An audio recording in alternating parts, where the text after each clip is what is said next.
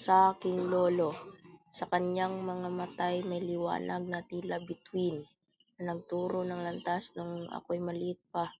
Ang kanyang halakhak ay parang awit ng kalikasan na nagpapasaya sa bawat araw na aming kasama. Siya ay matapang, mabait at may malaking puso na nag-aalaga at nagproprotekta sa aming pamilya.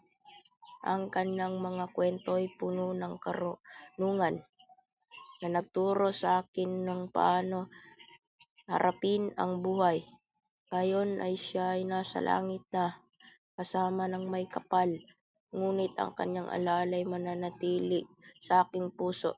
Salamat sa lahat ng pagmamahal at pag-aalaga. Lolo, ikaw ay laging aking